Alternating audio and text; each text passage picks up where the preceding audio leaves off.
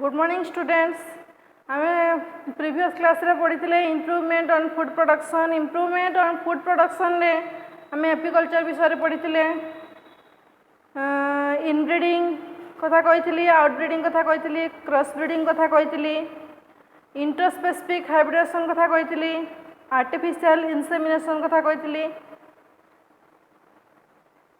MOET multiple ovulation embryo transfer technology कथा कही, super ovulation कथा कही। सुपर ओव्युलेशन टेक्निक जमी गोनाट्रोपिक हार्मोनटा तुम गोटे काउ बॉडी रे इंजेक्ट करा जाए तो सहीटा निहाती तुम्हें वीडियोटा देखि तो मुझे विषय पुणी आउ गए सर्ट नोट रे कहबी एम्ब्रियो ट्रांसप्लांटेशन। ताले आज पढ़ा एम्ब्रियो ट्रांसप्लांटेशन। एम्ब्रियो ट्रांसप्लांटेशन कौन? Embryo transplantation technique is being used to increase fertility in cattle. ताले एम्ब्रियो ट्रांसप्लांटेशन टेक्निक रे कौन करा is being used to increase fertility in cattle. ताले ए टेक्निक माध्यम रे कैटल रे कौन कहूँ अधिका फर्टिलाइजेशन हो पारुची। तो केमती होउची? This technique involves transfer of embryo from a donor cow into the uterus of a surrogate cow for further development and birth। ताले एई टेक्निक माध्यम रे एम्ब्रियो ट्रांसप्लांटेशन टेक्निक माध्यम रे कौन करा होची? Involves transfer of embryo. एम्ब्रियोटा को ट्रांसफर करा होची। कोउडी के ट्रांसफर करा होची? From a donor cow. जो माने जे जो काउ कौन कहूँ माने पाखे एम्ब्रियो थी तापर सी आउ जन को दब तो आउ जन को दब सेटा हूँ किए हूँ surrogate cow from a donor cow into the uterus of a surrogate cow for further development and birth. ताले डोनर काउ पाखु एम्ब्रियोटा को ट्रांसफर करके कौन करा कौटी डोनर काउ रे कौटी एम्ब्रियोटा को ट्रांसफर करा यूट्रस रु एम्ब्रियोटा को ट्रांसफर करके सरोगेट काउ रे जे रिप्रोडक्शन करि परिबो ता बॉडी बा से सरोगेट काउ रे कौन करा से एम्ब्रियोटा को लेकिन ट्रांसफर करके रखी दिया जहाँफल से फर्दर डेवलपमेंट होती नुआ किसी रिप्रोडक्शन हो पार। फॉर दिस पर्पज यही पर्पज रे कौन हो a high milk yielding cow is given hormonal injection to induce super ovulation. ताले मु तुमको सुपर ओव्युलेशन कथा प्रीवियस क्लास रे कही। ताले एई पर्पज बा एई टेक्निक रे कौन करा होची हाई मिल्क यील्डिंग काउ। ताले एडू सेई काउ पाखरु अधिका मिल्क प्रोडक्शन हे पारुची। को प्रोसेस रे? Is given hormonal injection to induce super ovulation. ताले सुपर ओव्युलेशन में कौन करा होतिला? गोनाट्रोपिक हार्मोनटा इंड्यूस करा होतिला जहाँ फल अधिका से मिल्क प्रोडक्शन करि पाथुला। न्यू टेक्निक माध्यम जेमति तुमको बुझाइली इंटरस्पेसिफिक हाइब्रिडेशन रे डिफरेंट स्पेसीज बा डिफरेंट एनिमल्स भितर जो ब्रीडिंग होची से माने पेरेंट्स पाखरु अधिका स्ट्रॉन्गर बा फास्टर बा होजी इनक्रीज रेजिस्टेंस टू डिजीज बा लो मोर्टालिटी समान कर होची। तो सेई केस रे कोन करा होची एटा भी गोटा टेक्निक ए सुपर ओव्युलेशन टेक्निक माध्यम रे कोन करा होची सेई जो सरोगेट काउ पाखरु जोटा बाथ हबो नुआ रिप्रोडक्शन हबो से अधिका मिल्क प्रोडक्शन करि पारिबो। Then the cow is inseminated with the semen of a selected good quality bull to fertilize the superovulated ova। ताने सेई काउ मोर बॉडी रे कोन करा होची कोनटा इंसेमिनेट करा होची with the semen of a selected good quality bull। ताले गोटे ball पाखरु good quality ball पाखरु तो सीमेंटा को कलेक्ट करके रखा होची तापरे कोन करा होची सुपर ओव्युलेशन प्रोसेस रे कोन करा होची तो फर्टिलाइज करा होची। The developing embryos are collected from this cow। ताले कौन हो तापर से काउ पाखे कौन हो अधिका एम्ब्रियो से डेवलप माने अभा होची सुपर ओव्युलेशन प्रोसेस रे जो अभा प्रोड्यूस होची प्रोड्यूस होगा फल कौन हो एम्ब्रियो डेवलप होची and transplanted into surrogate cows for further development and finally giving birth of calf। ताले सुपर ओव्युलेशन प्रोसेस रे कौन करा गुड क्वालिटी बॉल पाखरु सीमेंटा कलेक्ट करके जिते हूँ गोटे काउ बॉडी रे रखी दिया होती कौन हो एम्ब्रियो डेवलप होची। एम्ब्रियो डेवलप हो सारा कौन करा सरोगेट काउ बॉडी ट्रांसप्लांट कर दिया कदा फल कौन हो and finally giving birth of calf ताले लास्ट कौन हो बाछुरी छुआ हो it is now possible to deep freeze -196 degree Celsius the young embryos and store them for several years ताले प्रीवियस क्लास रे तो तुम को बुझाइली जे सेटा हो गोटे स्टोर करके जो बॉल पाखरु सीमेंटा कलेक्ट करके रखा होची तापरे 20 इयर्स पर्यंत सेटा स्टोर करके रखी होची तो सेटा तो ये टेम्परेचर एति टेम्परेचर रखा होची ए पॉसिबल हो पारुची जेहेतु -76 डिग्री सेल्सियस रु -190 डिग्री सेल्सियस टेम्परेचर रखा होची जहाँ फल से आम जिते दरकार होची आम से स्पर्म टाको बा सीमेंटा को कलेक्ट करके गोटे का बॉडी इंड्यूस करें जहाँ फल एटा सेवरल इयर्स पर्यंत एटा ए प्रोसेसटा कंटिन्यू हो पारुची तो यहीटा को कहुची कौन एम्ब्रियो ट्रांसप्लांटेशन केमिति एम्ब्रियोटा को गोटे जो गोटे का पाखु आ गोटे सरोगेट का पाखु केमिति ट्रांसप्लांट हो पारुची they could be used when needed ताले जते बेले दरकार होबो सेते ही एटा होची ए टेक्निकटा अप्लाई करा जिवो तापरे नेक्स्ट क्वेश्चन होची in vitro fertilisation and embryo transfer technology ताले in vitro fertilisation and embryo transfer technology कौन एम्ब्रियो ट्रांसप्लांटेशन तो जान लो in vitro fertilisation and embryo transfer technology कौन तो टेस्ट ट्यूब बेबी कथा तो माने सुनी थिबो निहाती तो एटा ह्यूमन मान को फास्ट टेस्ट ट्यूब बेबी कराइतला तापरे होची काओ रे एटा तापरे अप्लाई कराइतला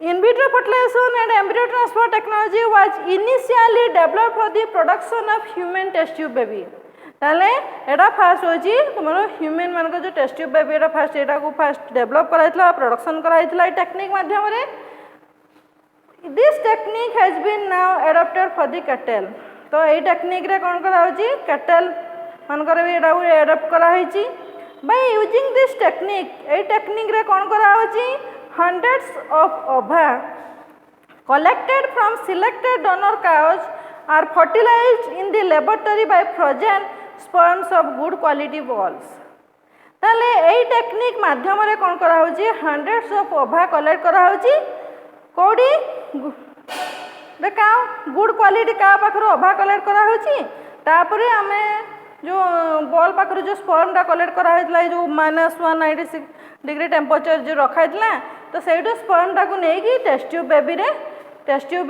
बा होची टेस्ट ट्यूब बेबी रे से प्रोसेसटा कंटिन्यू कराउथिला एडा होची कोन in vitro fertilisation and embryo transfer technology तापरे हमें जानिबा what is induced breeding in fish culture ताले हमें गोटे गोटे स्टेप जाउचे तापरे हमें लास्ट स्टेप पढ़िबा कौन फिश कल्चर आम जानले कौन का विषय जानले तो हनी बी विषय जानले एवं आम फिश कल्चर केमिति अधिका प्रोडक्शन पार अधिका फिश आम पाइपर तो जो फिश गुड़ा आम खाऊचे तो से फिश गुड़ा जदि आम अधिका कल्चर करूँ ताले अधिका आमर जो मैंने बिजनेस करते अधिका लाभ हम आउ समस्ते जी माने अधिका कल्चर करने फल समस्ते जी माने दरकार समस्त से पाइपे ताले जमी आम कारे जानले अधिका मिल्क प्रोडक्शन हो पार जहाँफल आम अधिका लाभवान हो पार सेमती फिश कल्चर जो मैंने कल्चर करेंगे तो से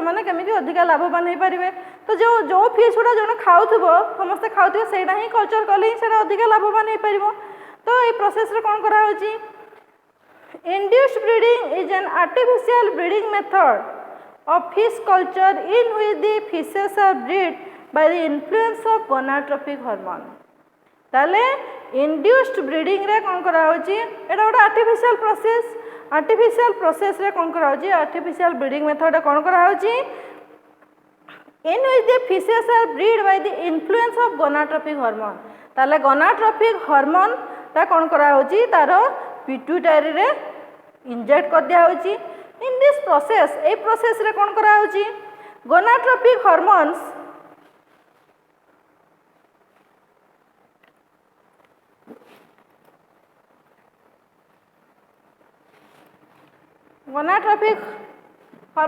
FSH आउ LH FSH रे फुल फॉर्म कोन follicle stimulating hormone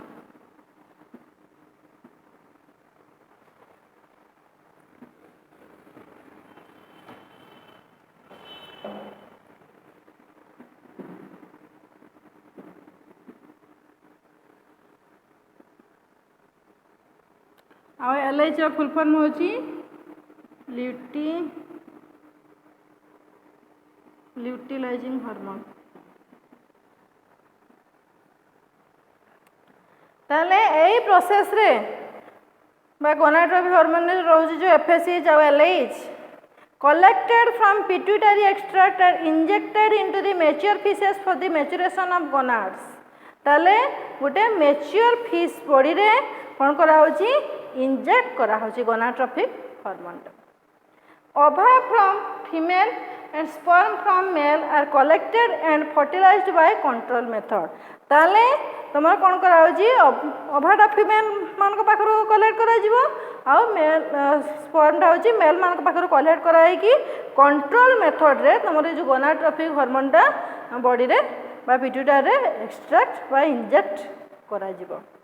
edible fishes कौन जो फिश गुड़ा को जो मैंने खाई पारे समस्ते तो सही फिश कल्चर गुड़ा कराई fishes like rohu Katla and mrigal our culture by induced breeding. ताले इंड्यूस्ड ब्रीडिंग टेक्निक रे तुम रोहू बा काटला बा मृगल यही कल्चर गुड़ा कले फिश कल्चर कले अधिका लाभवान हो पारे और समस्ते यहाँ को यही फिश गुड़ा को समस्ते अधिका पाई पारे। तो यहाँ हूँ कौन induced breeding in fish culture. Last पढ़ा ये चैप्टर लास्ट शॉर्ट नोट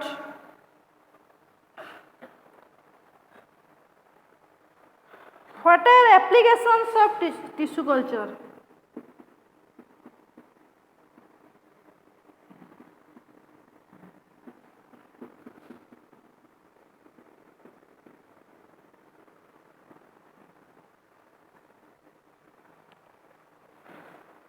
ताले टिश्यू कल्चर बा सेल कल्चर माध्यम रे आमे कौन कौन सबू पाई पारुचे बा कौन वैक्सीन पाई पारुचे बा हार्मोन एंजाइम कौन सबू ए कल्चर माध्यम रे आमे पाई पारुचे तो सेटा टिश्यू कल्चर आमे जानिबा। Animal cell culture was primarily aim to study infections of animal viruses. ताले एनिमल सेल कल्चर रे कौन करा होची तो एनिमल वायरस जो एनिमल मान जो वायरस होची इन्फेक्शन होची तो ताकू सेटा को स्टडी करा होची। Later on it was used to produce a wide range of biological products of commercial importance such as antibodies, enzymes, hormones, immunoregulators। तापर कौन करा होची वाइड रेंज बायोलॉजिकल प्रोडक्ट्स बहुत गुड़ा माने रेंज सब रही बहुत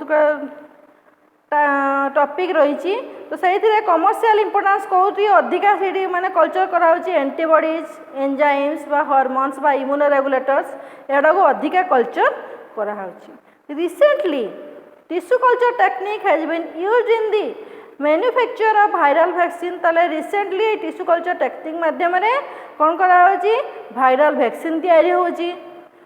टिश्यू प्लाज्मिनोजेन एक्टिवेटर भी तुम तैयारी होची। इंटरफेरेंस अल्फा तैयारी होची। मोनोक्लोनल एंटीबॉडीज तैयारी होची। ट्यूमर स्पेसिफिक एंटीजन भी तैयारी होची। ताले एति सब जिनस टिश्यू कल्चर टेक्निक माध्यम तुम तैयारी हो पारुची। आउ कौन होची production of foot and mouth disease vaccine. ताले फुट बा माउथ डिजीज वैक्सीन भी तैयारी होची प्रोडक्शन होची। Is the most important example of the use of large cell culture. ताले सेल कल्चर माध्यम एति सब जिनस प्रोडक्शन हो पारुची। There are several other vaccines.